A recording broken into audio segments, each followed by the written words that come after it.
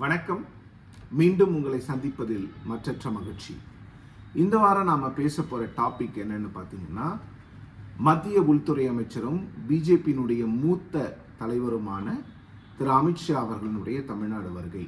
பாஜகவினுடைய கட்சி பொதுக்கூட்டத்திலையும் பொங்கல் திருவிழாவிலையும் கலந்துக்கிறதுக்காக தான் திரு அமித்ஷா அவர்கள் தமிழ்நாட்டுக்கு வந்திருந்தார். கடந்த ஞாயிற்றுக்கிழமை, அதாவது ஜனவரி 4ஆம் தேதி, தமிழ்நாடு பாஜக தலைவர் திரு நயினார் நாகேந்திரன் அவர்களுடைய மாநிலம் தழுவிய அந்த சுற்றுப்பயணத்தினுடைய நிறைவு விழா புதுக்கோட்டையில் நடைபெற்றது. அந்த பொதுக்கூட்டத்தில் திரு அமித்ஷா அவர்கள் பங்கேற்று வருகின்ற 2026ஆம் ஆண்டு ஏப்ரல் மே மாதத்தில் நடைபெறுகின்ற தமிழ்நாடு சட்டமன்ற தேர்தலில் பாஜக கூட்டணி அமோக வெற்றி பெறும்.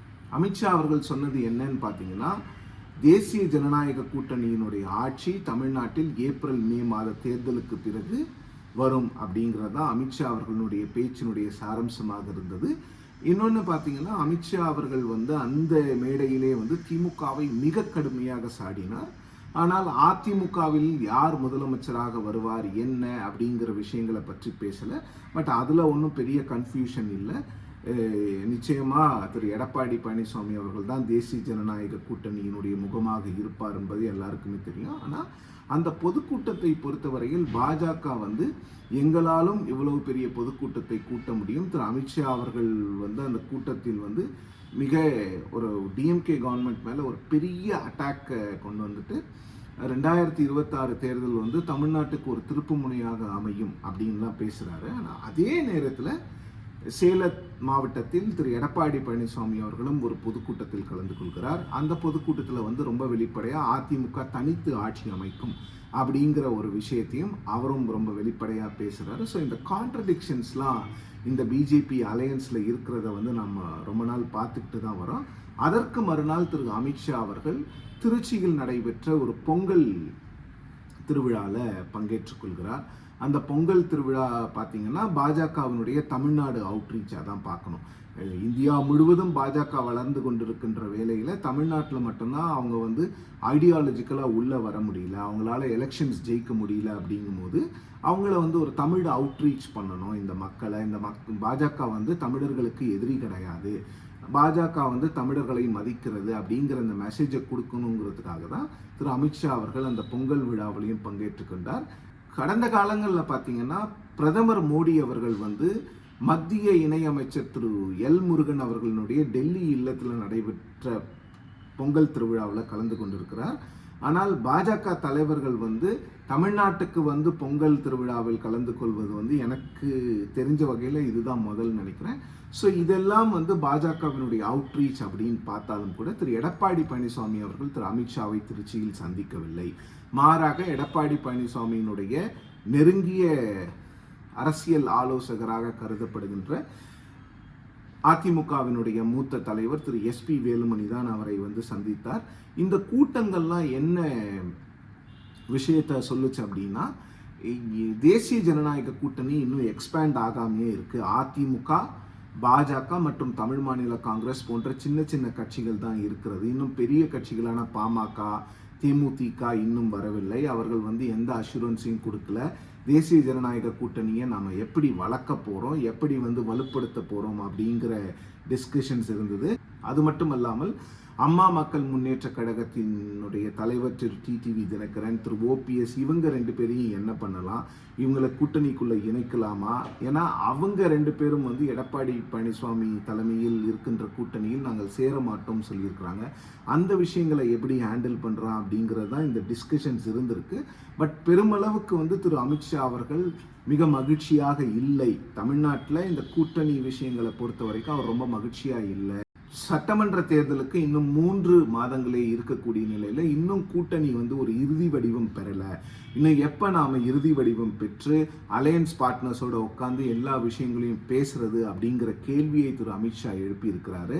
அது மட்டும் இல்லாமல் பாஜக தலைவர்களோடு ஒரு கோர் கமிட்டி மீட்டிங்கை அவர் கண்டக்ட் பண்ணியிருக்காரு. அந்த மீட்டிங்லேயும் அலையன்ஸை பற்றி யோசிக்கணும். பட் அலையன்ஸ் சென்ட்ரல் ஹைகமாண்ட், அதாவது அமித்ஷா, மோடி போன்றவர்கள் அந்த அலையன்ஸில் ரொம்ப மும்முரமாக இருக்கிறாங்க. நாங்களும் அதற்கான நடவடிக்கைகள் எடுக்கிறோம். ஆனால் நீங்கள் கீழே பூத் லெவலில் கட்சியை ஸ்ட்ரென்தன் பண்ணுங்க. அது மட்டும் இல்லாமல் அதிமுக, பாஜக இந்த 2 கட்சியினுடைய தொண்டர்களும் கொஞ்சம் ஜெல் ஆகணும். கீழே போய் அவங்க வந்து ஒன்றிணைந்து ஒன்றாக வேலை செய்யணும். அதற்கான வேலைகளை நீங்க பாருங்கன்னு அமித்ஷா அவர்கள் சொல்லியிருக்கிறாரு.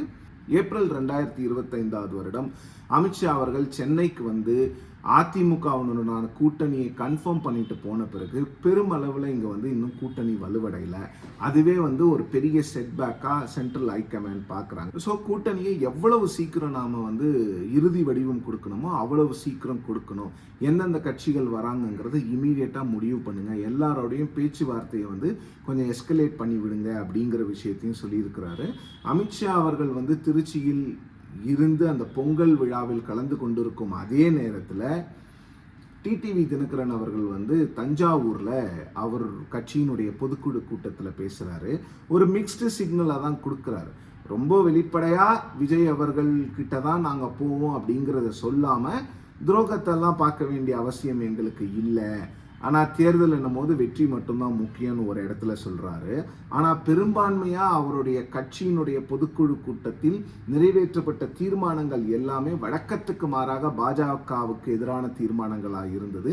அது மட்டும் இல்லாமல் பேசும்போது வெற்றி கூட்டணியாக இருக்கும்னு பேசுகிறாரு. கௌரவமான எண்ணிக்கைகள் அப்படின்னு பேசுகிறார். டிடிவி தினகரன் அவர்கள் பேசிய அந்த பேச்சை பார்க்கும் பொழுதும் சரி, அவருடைய பொதுக்குழு கூட்டத்தில் நிறைவேற்றப்பட்ட தீர்மானங்களை பார்க்கும் பொழுது விஜய் அவர்கள் கூட போகிறதுக்கு அந்த கட்சி வந்து ஓரளவுக்கு தயாராகிவிட்டது.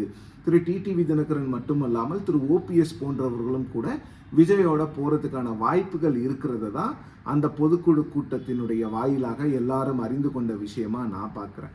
ஸோ இப்போ டிடிவி, திரு ஓபிஎஸ் போன்றவர்கள் விஜயோடு போனால் அதிமுக கூட்டணி வந்து கொஞ்சம் வலுவிழந்து தான் காணப்படும். ஏனென்றால் தேமுதிக வருவதற்கான வாய்ப்புகள் இருக்கிறது. பாமக 2ஆக பிளவுபட்டிருக்கின்ற நிலையில் பாமகவினுடைய ஓட் பேங்க் எப்படி டிரான்ஸ்ஃபர் ஆகுன்ற கொஸ்டின் இருக்கக்கூடிய இடத்துல இப்போ வந்து அதிமுக, பாஜக, பாமக, தேமுதிக மற்றும் தமிழ் மாநில காங்கிரஸ் அப்படிங்கிற ஒரு அணி இருந்தாலும் கூட விஜய் தலைமையில் இருக்கக்கூடிய அணி கூட ஒரு சில பாக்கெட்ஸில், அதாவது இப்போ டிடிவியும் ஓபிஎஸும் சேர்ந்தாங்கன்னா சென்ட்ரல் தமிழ்நாடு அண்ட் சதர்ன் தமிழ்நாட்டில் வந்து அவங்களுடைய அந்த கூட்டணி வந்து வலுவாக இருக்கும். ஸோ இது எல்லாம் மீறி திமுக கூட்டணி ஏற்கனவே வலுவாக இருக்கிறது.